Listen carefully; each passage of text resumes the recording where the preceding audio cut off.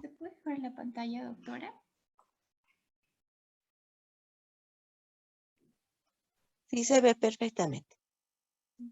Pueden iniciar, por favor. Está bien, doctora. ¿Qué onda iniciar, doctora?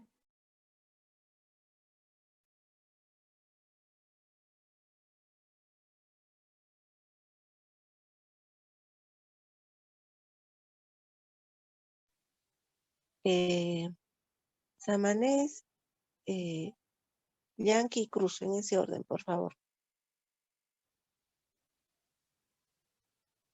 Está bien, doctora.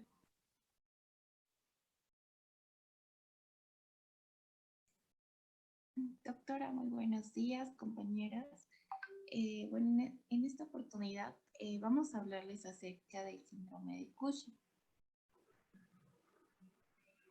Para esto es importante saber qué es el síndrome de Cushing. El síndrome de Cushing abarca un conjunto de trastornos clínicos causados por un aumento crónico de las concentraciones sanguíneas, sobre todo de cortisol o los corticoides relacionados. La enfermedad de Cushing es el síndrome provocado por una producción hipoficiaria excesiva de la hormona adrenocorticotrópica y en general es secundaria a la presencia de un adenoma hipoficiario. Los síntomas y signos típicos son en realidad el rostro en forma de luna llena. También tenemos obesidad troncal, una fácil aparición de hematomas en brazos y piernas. También dentro del diagnóstico, este se basará en el antecedente del consumo de corticosteroides o también en el hallazgo en un aumento de un nivel sérico de cortisol que es relativamente autónomo. El tratamiento va a depender de la causa. Dentro de la etiología, podemos decir que la hiperfunción de la corteza suprarrenal puede ser dependiente de la hormona de adrenocorticotropina o independiente de ella.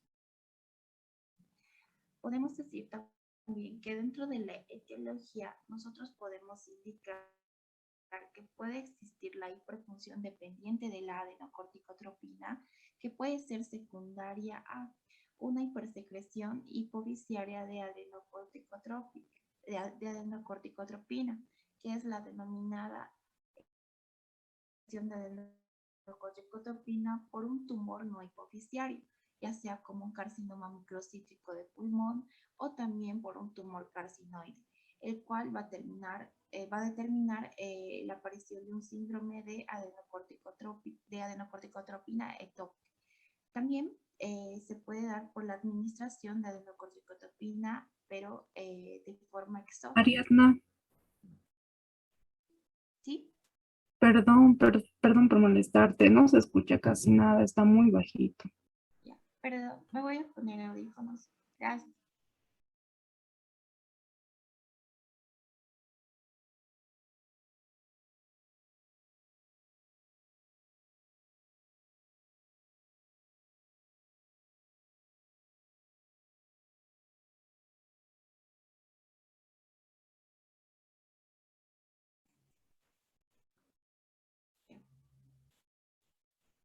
Sí, perdón. Eh, bueno, dentro de la hiperfunción que independiente de la adrenocorticotropina, esta va a ser secundaria sobre todo a dos causas, a la administración terapéutica de corticosteroides y también a los adenomas o carcinomas suprarrenales. También existen causas infrecuentes de hiperfunción que son independientes de la adrenocorticotropina y estas van a incluir a la displasia suprarrenal nodular pigmentaria primaria, que en general se produce en adolescentes, y a la hiperplasia macronodular bilateral, que se produce generalmente en mayores. Es importante saber también cuál es la diferencia entre el síndrome de Cushing y la enfermedad de Cushing. Entonces, esto quiere decir que el término de síndrome de Cushing es el que va a indicar un cuadro clínico generado por un exceso de cortisol de cualquier etiología, mientras que la enfermedad de Cushing se va a referir a una hiperfunción de la corteza suprarrenal, la cual es estimulada por un exceso de adenocorticotropina hipoficiaria. Los pacientes con enfermedad de Cushing suelen tener un pequeño adenoma en la hipófisis, que es generalmente lo que a veces se puede manifestar. Aquí también podemos ver que dentro de la etiología el síndrome de Cushing se desarrolla como una respuesta iatrogénica a la administración de dosis elevadas de corticoides exógenos, que esa es generalmente una de las causas, la cual desencadena el síndrome de Cushing. ¿Esto por qué? Porque se realiza una administración prolongada, como por ejemplo por el uso de prednisona u otro tipo de corticoides.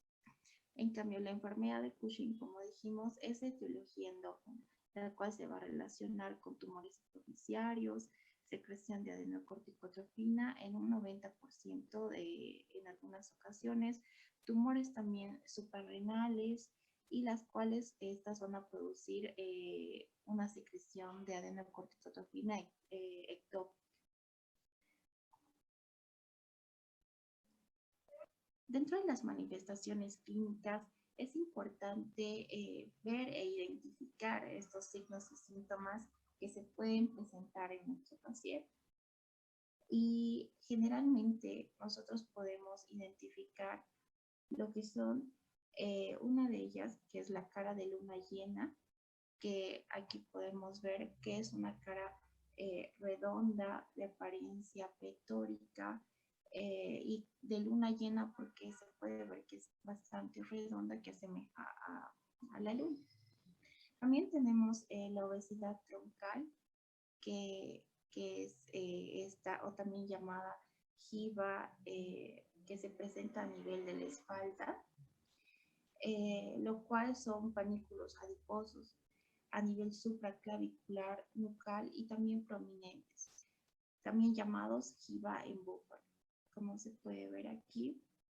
Y también por lo general en las porciones distales de los miembros y los dedos son muy delgadas. En realidad podemos decir que tienen, se caracterizan por tener una obesidad central o centrípeta. Aquí podemos ver una fotografía, como ya les mostré, de las facies de luna llena, que son característicos del síndrome de Cushing, la jiba de búfalo y también la presencia de estrías.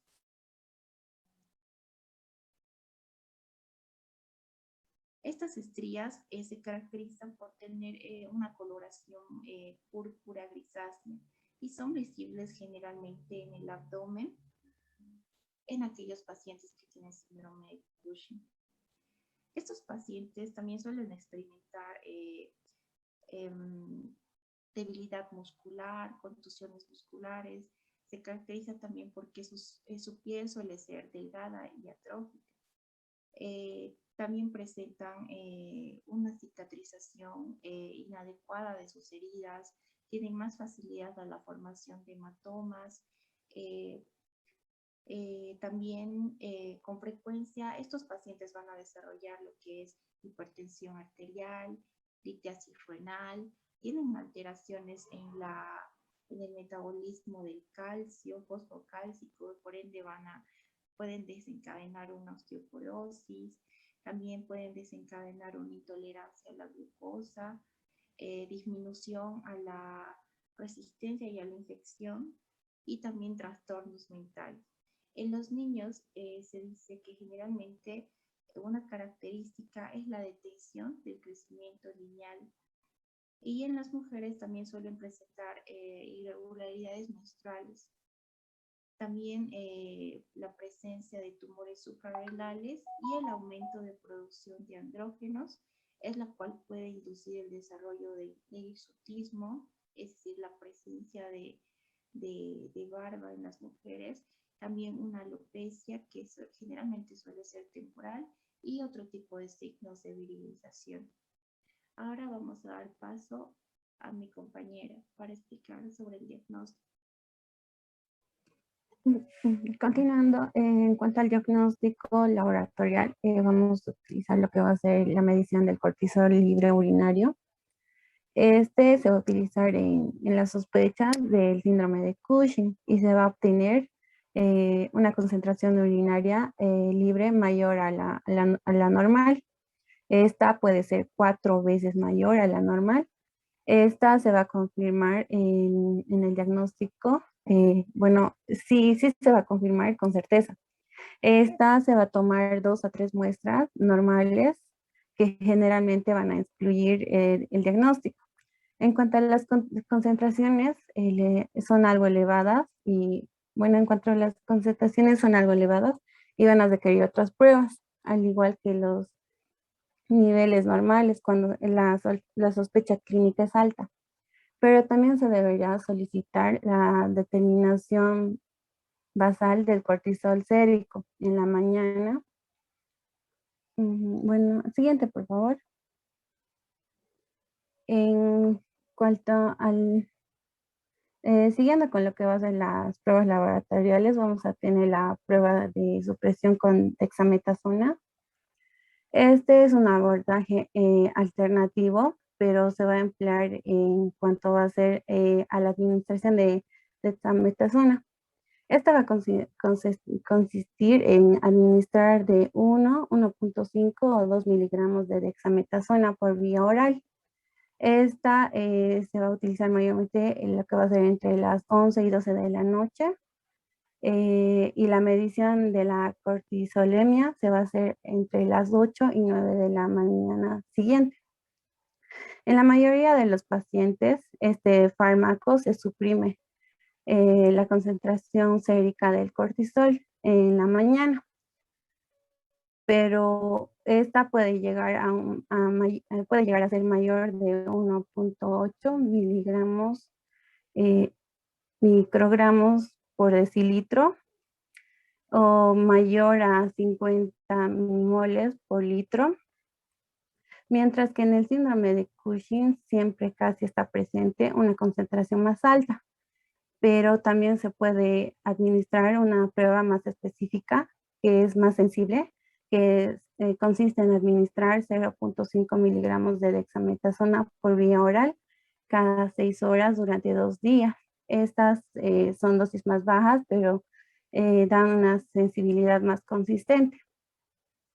En cuanto a las mediciones de cortisol a la medianoche, los resultados de las mediciones de concentración urinaria de cortisol libre y la prueba de supresión de dexametasona en muchas ocasiones no son concluyentes, por lo cual el paciente deberá hospitalizarse para realizar esta prueba a la medianoche. Esta prueba tiene más sensibilidad para poder confirmar lo que es el diagnóstico.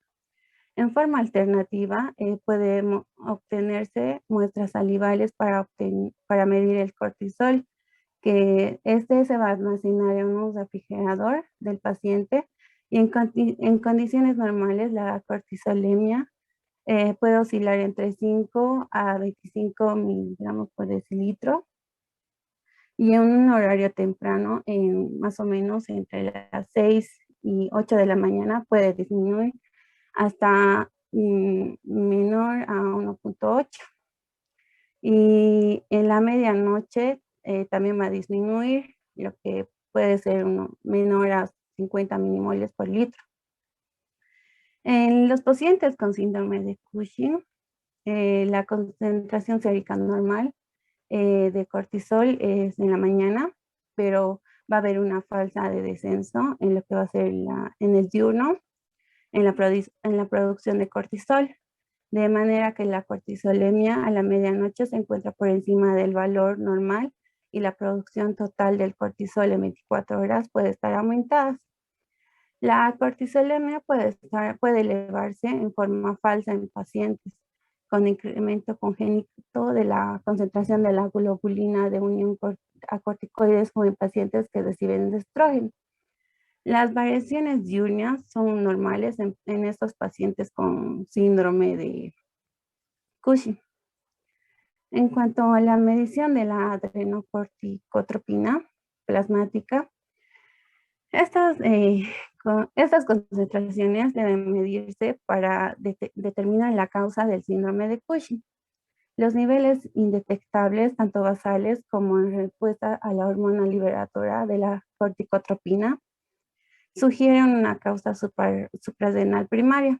Las concentraciones elevadas sugieren una causa hipoficiaria o una fuente ectópica.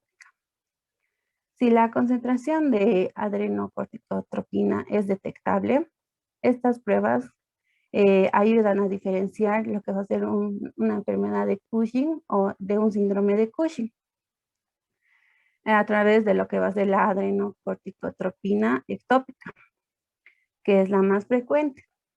En las respuestas a las dosis elevadas de dexametasona, se va a utilizar 2 miligramos por vía oral cada 6 horas durante 48 horas. La concentración sérica de cortisol a las 9 de la mañana va a descender un 50% en la mayoría de los pacientes de síndrome de la enfermedad de Cushing, pero en el síndrome de Cushing no va a descender en lo que va a ser en la adrenocorticopina ectópica. En cambio, en la concentración de la adrenocorticotropina se va a elevar, lo que va a ser un 50%, y la cortisolemia va a aumentar un 20%. Esto se va a dar a respuesta de la administración de la CRH humana o la ovina, que va a ser cerca a 100 microgramos o 1 microgramo por kilo por vía intravenosa. En la mayoría de los pacientes con síndrome de Cushing va a ser alternativa, pero la localización va a ser más precisa, ya que va a ser más invasiva. Vamos a utilizar lo que va a ser en este caso un catéter en las venas petrosas. Estas venas son venas que van a recibir sangre de lo que va a ser la sangre de la hipófisis y se va a medir lo que va a ser la adrenocorticotropina. Estas en 5 minutos después de la administración en un bolo de 100 microgramos por kilo peso. Bueno, va a dar lo que va a ser un índice periférico de -3 o también en un síndrome de Cushing va a dar un -3. Bueno, en cuanto a los estudios por imágenes, vamos a utilizar lo que va a ser la resonancia magnética en la causa hipofisiaria, pero también vamos a utilizar lo que va a ser el contraste de gadolíneo, ya que esto nos va a permitir ser más precisos en el diagnóstico. La resonancia magnética se prefiere antes que la tomografía, pero en mujeres embarazadas. Esto con el fin de evitar la exposición fetal a la radiación. En niños con enfermedad de Cushing, los tumores hipofisiarios son muy pequeños y no pueden detectarse con la resonancia magnética. En esta situación es útil obtener biopsias del seno petroso. En cuanto a lo que va a ser la tomografía computarizada, esto se utiliza en personas que no se pueda visibilizar lo que va a ser los microadenomas, pero sí la evaluación va a indicar, que no es una causa hipofisiaria.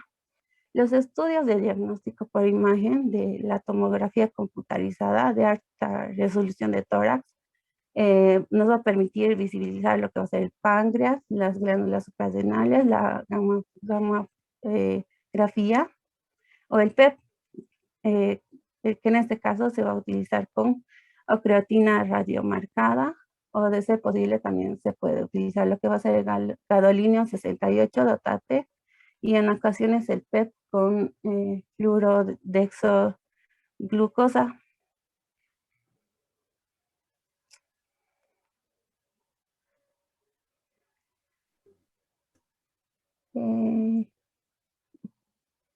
Siguiente.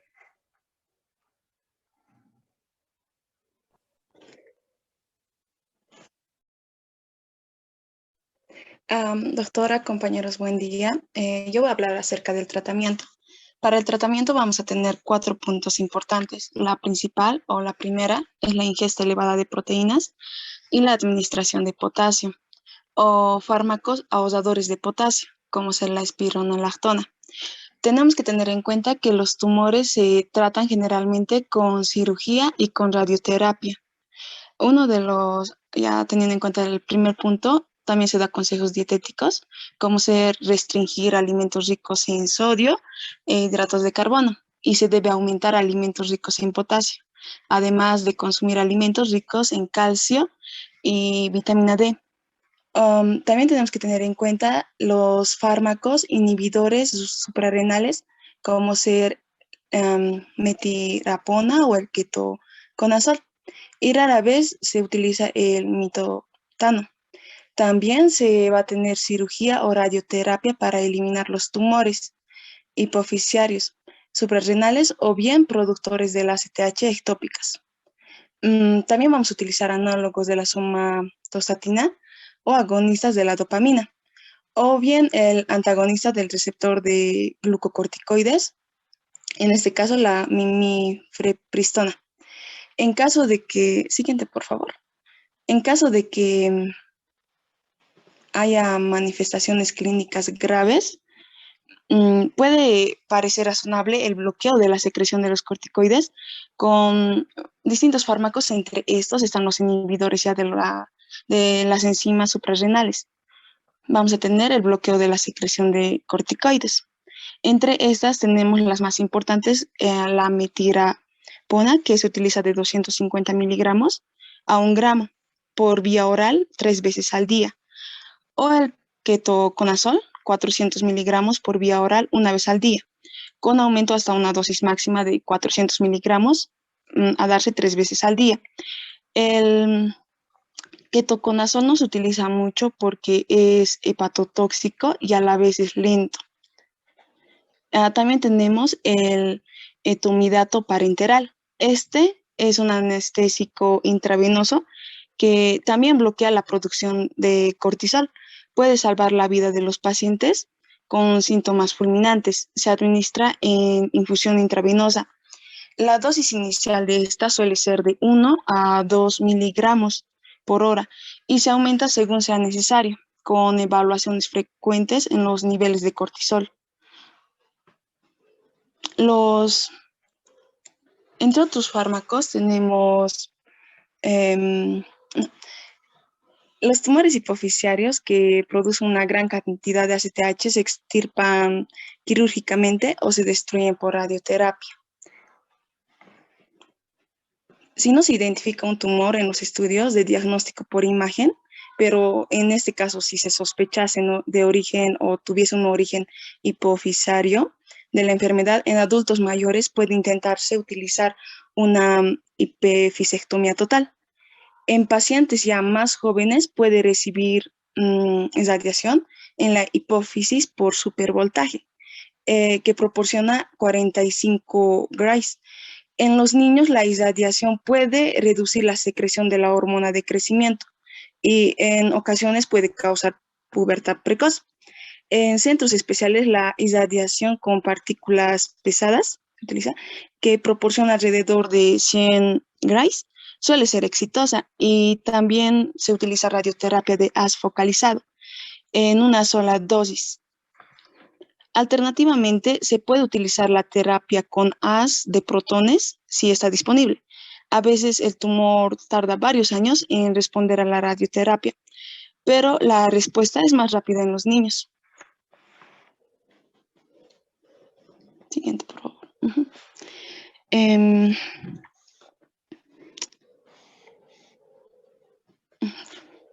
También vamos a tener la suprarrenalectomía bilateral. Esta se reserva para los pacientes con hiperadrenocorticismo hipofisiario que no responde a la exploración de la hipófisis. Esta puede ser con posible adenomectomía, ni a la radioterapia, o en pacientes en los cuales la cirugía fue infructuosa. y la radioterapia está contraindicada. La suprarrenalectomía requiere reposición de corticoides de por vida. También tenemos en caso de los tumores adrenocorticales, se extirpan en forma quirúrgica. Los pacientes en este caso deben recibir cortisol durante los periodos quirúrgicos, además del posoperatorio, porque su corteza suprarrenal no tumoral está atrófica o bien está inhibida. Los adenomas benignos pueden resecarse por vía laparoscópica en presencia de hiperplasia suprarrenal multinodular. Puede ser necesaria una suprarrenalectomía bilateral, incluso después de una presunta suprarrenalectomía total. Se debe observar su resurgimiento funcional en algunos pacientes. El síndrome del ACTH ectópico se trata mediante la extirpación del tumor no hipoficiario, productor de esta hormona. Sin embargo, en algunos casos el tumor está diseminado y no puede resecarse como tal. Siguiente, por favor. Teniendo en cuenta el síndrome de Cushing, es aconsejable tratar los estilos de vida. En este caso, aumentar lentamente las actividades en un nivel razonable de ejercicio o actividad que le haga sentir cómodo al paciente sin exagerar. Ayudará a mejorar poco a poco. Además, debe tener una alimentación de una manera sensata. Como habíamos mencionado, es aconsejable una dieta rica en potasio. Los alimentos nutritivos ofrecen una buena fuente de combustible para el cuerpo, en este caso del paciente. También vamos a aconsejar el control de la salud mental. La depresión puede ser un efecto secundario del síndrome de Cushing, aunque también puede persistir, presentarse después del inicio del tratamiento. Es por ello que no se debe ignorar este trastorno. También tenemos que indicarle, ¿no?, al paciente que haga control o alivio suavemente de las molestias y de los dolores, como ser los baños calientes, los masajes y los ejercicios de bajo impacto, como la gimnasia aeróbica en el agua o, en este caso, el tai chi. Pueden ayudar al paciente a aliviar su dolor, el dolor muscular y el dolor articular. Eso sería todo. Gracias.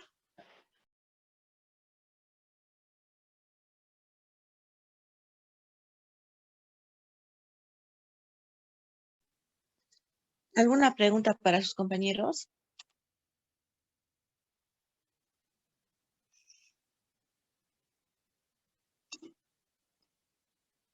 ¿Tienen preguntas para sus compañeros?